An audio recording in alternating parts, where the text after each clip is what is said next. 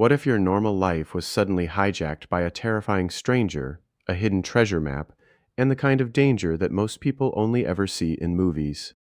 That is how Treasure Island begins. Not with a ship at sea, but with a boy living an ordinary life at a lonely coastal inn. Jim Hawkins helps his parents run the Admiral Benbow, a quiet place on the English coast, where life is small, predictable, and uneventful. Then one day, a weather-beaten old sailor arrives carrying a sea chest and a violent energy that seems to darken the whole house. He calls himself a captain. He drinks heavily, watches the horizon like a hunted man, and pays Jim to keep lookout for a one-legged sailor. That detail alone gives the opening its tension. Even before we understand why, Stevenson makes us feel that something bad is coming. Soon it does. Rough seafaring men begin appearing at the inn. They know the captain. They fear him, hate him, or want something from him. The most chilling symbol is the black spot, a pirate warning of doom. When the captain receives it, he collapses in terror and dies. But his death does not bring peace. It uncovers the real danger. Inside his sea chest is a packet of papers, including a treasure map connected to the legendary Captain Flint, one of the most feared pirates in the world of the novel. Suddenly, Jim is no longer just a boy at an inn. He is holding the key to buried treasure, and violent men are willing to kill for it. That is why this opening works so well. It takes the fantasy of adventure and makes it feel like an invasion. Adventure does not politely invite Jim out into the world. It breaks into his life and forces him to follow. The moment the map appears, the story becomes every young dream at once. Freedom, danger, and the chance to become rich beyond imagination. Jim brings the papers to Dr. Livesey and Squire Trelawney, two local gentlemen who quickly realize what they are looking at. This is not rumor or legend. It is a genuine treasure chart, complete with directions to Flint's buried fortune on a distant island.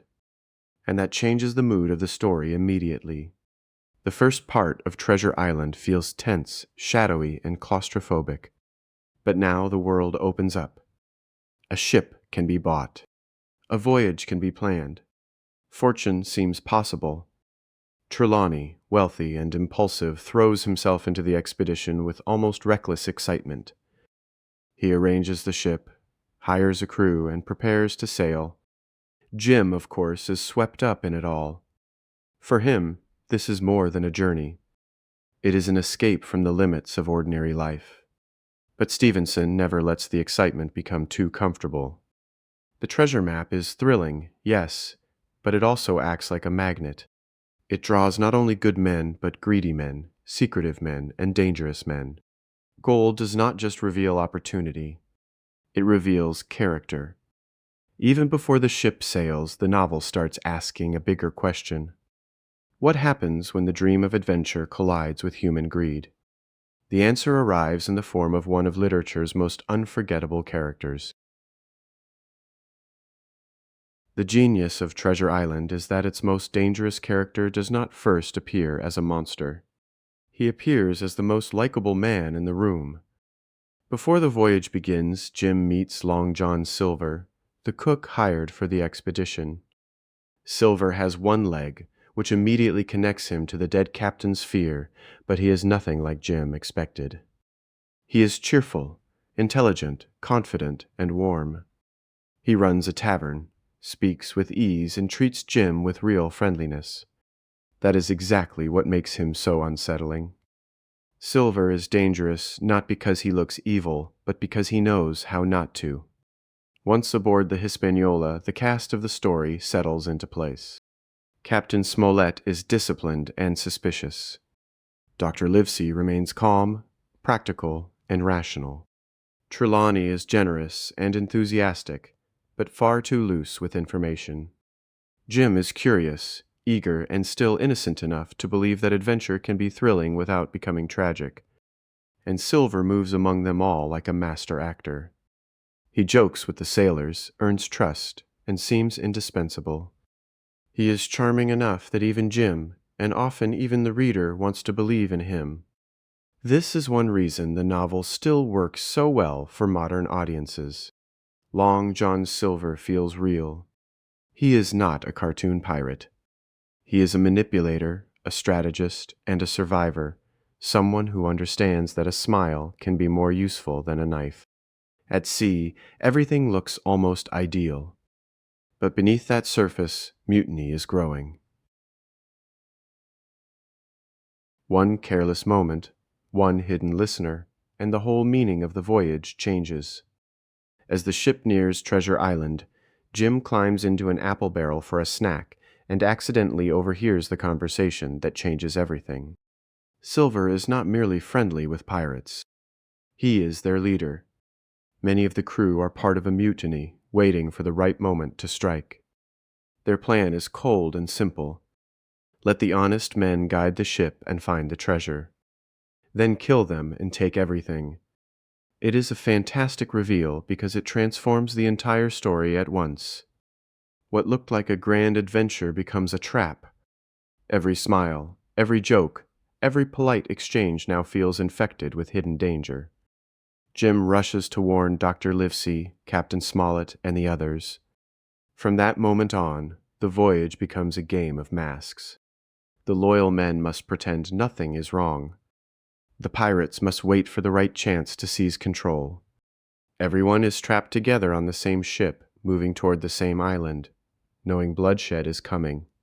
And Jim, still only a boy, is now one of the most important people aboard. Without his curiosity and courage, the honest men might have walked blindly into murder. This is where Treasure Island deepens. It is no longer just about gold. It is about judgment, deception, and the frightening moment when innocence gives way to knowledge. The island they dreamed about should feel like victory. Instead, it feels rotten, feverish, and ready to swallow everyone whole. When the Hispaniola finally reaches Treasure Island, the setting does not feel magical. It feels oppressive. The land is wild, humid, overgrown, and deeply unsettling. Instead of promise, the island radiates menace. With tensions near the breaking point, the crew goes ashore. Jim slips away on his own and soon sees the pirates for what they really are. Ruthless, unstable, and perfectly willing to kill. Any fantasy that this expedition might end peacefully is now gone. Captain Smollett, Dr. Livesey, Trelawney, and the loyal men retreat to a stockade on the island, creating a defensive stronghold. Silver and the mutineers form the opposing camp. From here on, the treasure hunt becomes a war of nerves, bullets, and survival. This section matters because the island strips everyone down to their true selves. In civilization, people can hide behind manners and roles. On Treasure Island, character comes out fast. The disciplined become leaders. The greedy become reckless. The frightened become desperate. And Jim begins to change more rapidly than anyone. The island is not just where the story happens. It is the pressure chamber that forces the story to become what it really is. Just when the island seems like nothing but death and betrayal, Stevenson gives us one of the strangest and most memorable surprises in the novel. While wandering alone, Jim meets Ben Gunn, a sailor who has been marooned on the island for years. Ben is half-starved, half-crazed, oddly funny, and instantly memorable. He is living proof of what the pirate life can leave behind. Isolation, guilt, desperation, and a mind bent by survival. But Ben Gunn is more than comic relief. He knows the island. He knows its hidden places. And he strongly hints that the treasure situation may not be what everyone thinks. At the same time, the fighting intensifies around the stockade. The loyal party is attacked. Shots are fired. Men are wounded and killed. The dream of easy wealth is replaced by smoke, exhaustion, and fear. And in the middle of all this stands Long John Silver, still adapting, still calculating, still refusing to become predictable. He is vicious when needed, diplomatic when useful, and always thinking one step ahead. That flexibility is what makes him so memorable. He does not simply represent evil, he represents survival detached from morality. Jim is learning from all of this. He is seeing courage and cowardice, leadership and greed, hope and corruption. By now, he is far beyond the world of childhood. The biggest change in Jim's story comes when he stops being a passenger in the adventure and starts taking control of it. Jim makes the bold choice to leave safety behind and act on his own. He reaches the Hispaniola, cuts it loose from pirate control, and later confronts the dangerous Israel hands in one of the story's most tense and dramatic episodes. These scenes matter because they complete Jim's transformation. He is no longer just watching brave men do important things. He is becoming one of those brave men. Importantly, Stevenson does not make Jim fearless. He remains frightened, impulsive, and sometimes reckless. But that is what makes him believable. His courage feels real because it exists alongside fear. By acting independently, Jim changes the balance of power. He becomes more than the boy who found the map. He becomes someone capable of shaping the outcome of the story. And that matters because the final rush toward the treasure is about to deliver one last great twist. After all the lies, killings, and betrayals, the treasure hunt ends with a cruel and brilliant surprise. The gold is real, but the dream built around it has already collapsed. Silver and the pirates finally reach the treasure site expecting triumph. Instead, they find an empty pit. The treasure is gone. It is one of the best reversals in the novel. After everything sacrificed in pursuit of gold, the gold itself has already been removed. Gunn, during his years on the island, found it and hid it elsewhere. The pirate dream collapses instantly. Fury, panic, and chaos take over.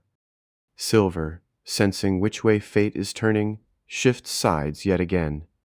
In the final scramble, the loyal men secure the treasure and escape the island, while Silver manages, fittingly, to slip away with a portion of the gold. Jim returns home with the treasure, but also with a changed understanding of the world. Treasure Island is not just a story about pirates, maps, and buried gold. It is about temptation, deception, courage, and the loss of innocence. It shows how quickly adventure can turn deadly and how often danger arrives wearing a friendly face. That is why the story lasts. Beneath all its excitement is a truth people still understand today. The things that promise to change your life can also expose who you really are.